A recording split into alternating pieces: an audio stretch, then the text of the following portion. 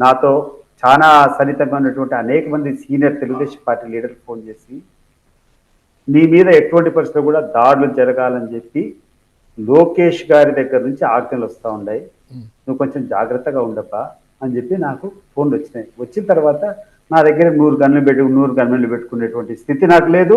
ఆ తర్వాత లోకేష్ భయపడిస్తున్నాడు అని చెప్పి భయపడి దాక్కునేటువంటి గుణము నాకు లేదు. నేను ఎటువంటి పరిస్థితిలో నా పార్టీకి ప్రచారం పోవాలా, నిజంగా లోకేష్ తప్పు చేసినా ప్రభుత్వం తప్పు చేసినా కూడా నా ధోరణి నా పార్టీ కోసం నేను పార్టీ జనరల్ సెక్రటరీని మాట్లాడే మాటలు మాట్లాడతా, మా పార్టీ లీడర్లు మా పార్టీ నాయకులు కానీ చులకనగా మాట్లాడితే అదే చులకనగా మాట్లాడతా. అట్లని చెప్పి ఈరోజు నా మీద దాడి చేసేటువంటి ప్రయత్నాలు జరుగుతున్నాయని చెప్పి నాకు తెలుగుదేశం పార్టీ లీడర్లు ఇచ్చిన తర్వాత నేను హైకోర్టుకు ఒక పిటిషన్ వేయాలనుకున్నాను. మీరు నాకు ప్రొటెక్షన్ కంటే కూడా నా మీద భవిష్యత్తులో దాడి జరిగేట్టు దానికి పరిస్థితులు ఉన్నాయని చెప్పి విశ్వసనీయ వర్గాల ద్వారా నాకు వచ్చినటువంటి ఇన్ఫర్మేషన్. ఆ యొక్క దానికి కారణము ప్రధానంగా లోకేష్ కూర్చొని ఆయనను నువ్వు చాలా గట్టిగా మాట్లాడుతున్నావు, నువ్వు మాట్లాడేటువంటి మాటలు ఆయనకు నచ్చడం లేదు కాబట్టి ఆయన నీకు అవమానం చేయాలని కొంతమంది అంటారు, అంతమంది మించాలని చెప్పి కొంతమంది అంటారు. ఏం జరిగినా కూడా I have to face it.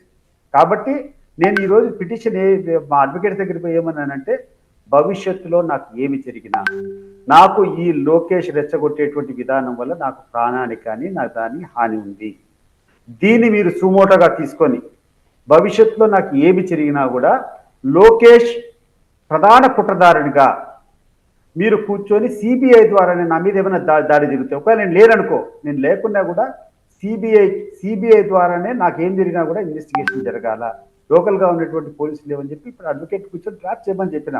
That drafting the thing, ఆ రిప్రజెంటేషన్ ఎట్ట చేయాలా, కోర్టు ఎట్ట పోవాలని జరుగుతూ ఉంది. ఎందుకంటే రేపు పొద్దునే మళ్ళీ నేను ప్రచారానికి రావాలా, నేను ప్రచారానికి రాకుండా ఆగేటువంటి సమస్య ఉండదు. ఒకవేళ వీళ్ళు చేస్తారనుకో, నాకు ఉండేటువంటి రక్షణ ఈ భారత రాజ్యాంగం ఒకటే. ఈ భారత రాజ్యాంగం ప్రతి పౌరునికి ఇచ్చినటువంటి స్వేచ్ఛనే నాకున్నటువంటి ఆయుధం, నాకున్నటువంటి ఆధారం. దాని ద్వారానే నేను ఏం చేయాలో నేను చేసుకుంటా. ఎందుకంటే లోకేష్ చెప్పినాడనో, లోకేష్కి నచ్చలేదనో నేను ఇంట్లో కూర్చోను. లోకేష్కి నచ్చలేదని చెప్పి నేను భయపడి ప్రచారానికి రాకుండా మానుకోను. అట్లని చెప్పి వాళ్ళు దాడి చేస్తే నన్ను కాపాడాల్సింది ఎవరు? ఈ భారత ప్రభుత్వం, ఈ భారత రాజ్యాంగం నన్ను కాపాడాల. కానీ ఇక్కడ ఈ యొక్క రెడ్ బుక్ రాజ్యాంగం జరుగుతుంది. ఎవరైతే ఈ రాజ్యాంగాన్ని ఇప్పుడు కూర్చొని హస్తగతం చేసుకొని పవర్ అంతా చేస్తారో ఆ వ్యక్తికే మా మీద దాడి చేయాలన్నట్టుంది. చేసుకోమని చెప్పు, చేసుకుంటే హీ హాస్ టు క్వశ్చన్. రేపు అదే నా యొక్క ప్రధానమైనటువంటి ఈరోజు అడ్వకేట్ దగ్గరికి పోయినప్పుడు నేను చెప్పింది ఏంటంటే డ్రాప్ చేయమని అంటే, నాకు ఏమి జరిగినా కూడా వాళ్ళు ప్రొటెక్షన్ ఇవ్వమని చెప్పండి. ఇన్ కేసు ప్రొటెక్షన్ ఇవ్వలేకపోయినారనుకోండి, నాకు ఏమి జరిగినా కూడా ఫస్ట్ థింగ్ లోకేష్ ద్వారానే నాకు ముప్పు ఉంది. నాకున్నటువంటి సమాచారం ప్రకారం నాకున్నటువంటి తెలుగుదేశం పార్టీలో నాతో గతంలో ఉన్నటువంటి అనుభవంతో ఉన్నటువంటి లీడర్లంతా నాకు ఫోన్ చేసి నువ్వు కొంచెం జాగ్రత్తగా ఉండాలా, నీ మీద దాడి జరిగేదానికి ప్రయత్నాలు జరుగుతున్నాయని చెప్తున్నారు. నా మీద ఏం జరిగినా కూడా ఇది లోకేష్ ప్రేరేపించినటువంటి దౌర్జన్యం అవుతుంది. ఏం జరిగినా కూడా ఫస్ట్ ఎఫ్ఐఆర్లో ప్రధాన కుట్రదారునిగా ఎవరు జరిగినా ఆయన పెట్టి సిబిఐ ద్వారా ఇన్వెస్టిగేట్ చేయండి. ఒకవేళ అది ఆయన సంబంధం లేకుంటే well and good, but CBI ద్వారానే ఎన్నిక జరగాల. నా మీద ఏమైనా దాడి జరిగితే సిబిఐ ద్వారా విచారణ జరగాల అండ్ లోకేషే ప్రధాన కుట్రదారునిగా ఉండాలని చెప్పేసి ఐఎమ్ ప్రిపేరింగ్ ఏ పిటిషన్. ఎన్నికల నియమాలు ఉల్లంఘించి ర్యాలీ చేశారు, నిన్న పెద్ద ఎత్తున ర్యాలీ చేశారు, మీ పైన కేసులు నమోదు చేశారు. ఈరోజు చూస్తే టీడీపీ కార్యకర్త ధనంజయ రెడ్డి ఇచ్చిన ఫిర్యాదుతో మొత్తం ఎస్సీ ఎస్టీ కేసులు కూడా నమోదు చేశారు. ఒకవైపు ఫిర్యాదులు కేసులు ఇవన్నీ జరుగుతున్నాయి. మూకమ్మడిగా మొత్తం కూటమంతా కూడా ఒక పద్మవ్యూహం పన్నింది. పద్మవ్యూహాన్ని ఛేదించుకొని విజయ్ తీరాలకు చేరతారా? మళ్ళా విజయ్ తీరం 100% తీరుతామనేటువంటి ఆశాభావం నాకుంది.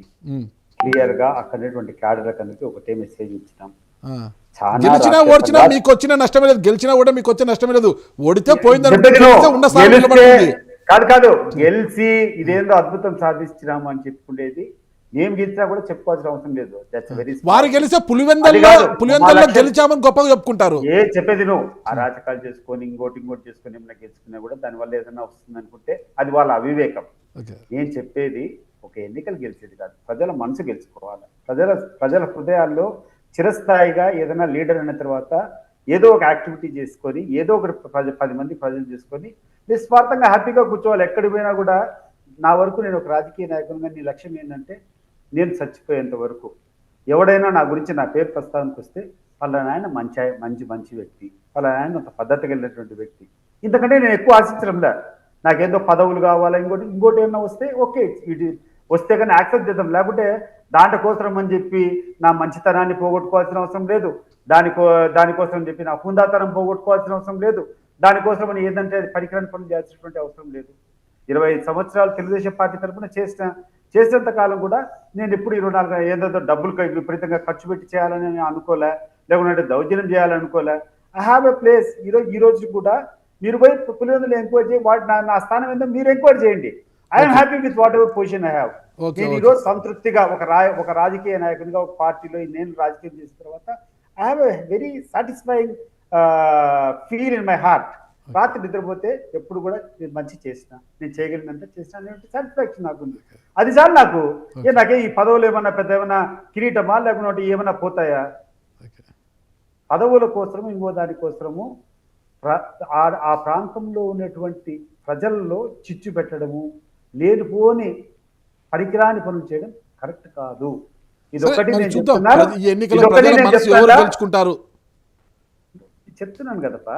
ఎటువంటి పరిస్థితులు మేము గెలుస్తాము, ఎటువంటి పరిస్థితులు మేము గెలుస్తామని నమ్మకం. లోకేష్ గారు జెడ్పీటీసీని, పులివెందల రూరల్ మండల జెడ్పీటీసీని గెలిచి తండ్రి చంద్రబాబు నాయుడు గారు గిఫ్ట్గా ఇవ్వాలనుకున్నారు.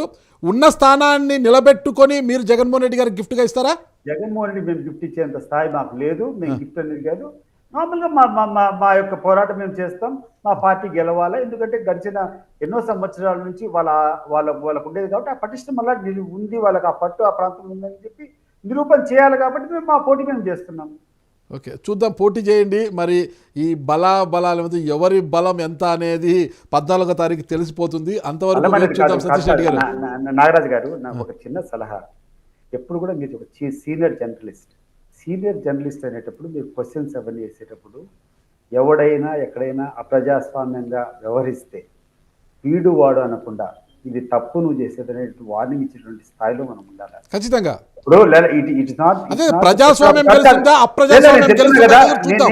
నేను చెప్పిన అజెండా అని కాదు, నీ మనస్సాక్షి.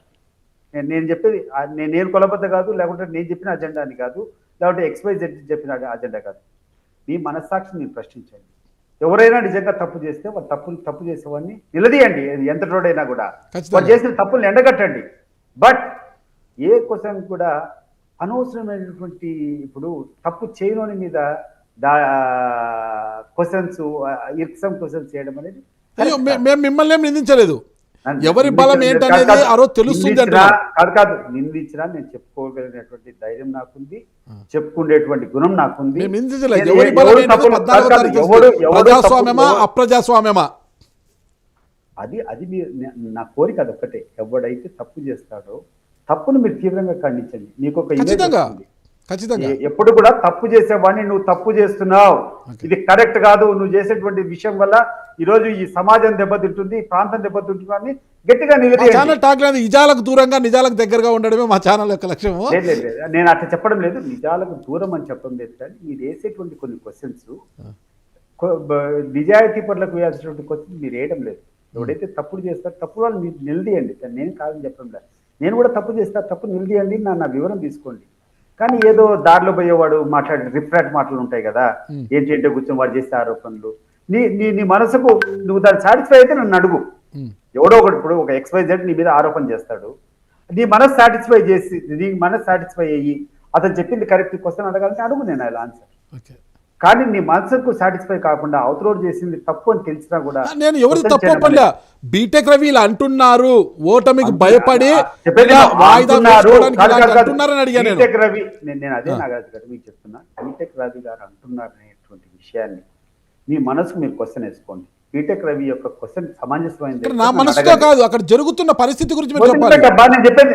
I'm only suggesting you, I'm not asking that the interview is over.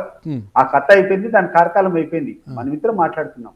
BTech Ravi గారు ఆరోపణ చేశారు. ఆరోపణ చేసిన తర్వాత ఆ ఆరోపణ నిజమైతే నన్ను క్వశ్చన్ చేయి, నిజం కాదని నీ మనస్సాక్షి తెలిసినప్పుడు నన్ను క్వశ్చన్ చేయడం వల్ల ఏం లాభం ఉంటుంది? నీ మనస్సాక్షికి నచ్చితే నువ్వు ఏయి, వాళ్ళు మీరే అరాచకం చేస్తారంట కదా, మీరే అన్యాయం చేస్తారంట కదా, మీరే కొట్టారంట కదా, నీ మనస్సాక్షి నిజమైతే చెయ్యి. ఓకే, మరి చూద్దాం మరి ఆ అరాచకవాదులు ఎవరు అనేది కూడా 14 వరకు చూస్తే ప్రజాస్వామ్యం గెలుస్తుందా అప్రజాస్వామ్యం గెలుస్తుందా, ప్రజాస్వామ్యం బద్ధంగా ఎవరు పోరాటం చేస్తున్నారు, అప్రజాస్వామ్య బద్ధంగా ఎవరు పోతున్నారు అనేది తెలుసుకొని 2010 మనకు ఈ ఆగస్టు 14న తెలుస్తుంది. అంతవరకు సెలవు తీసుకుంటాం. సతీష్ రెడ్డి గారు.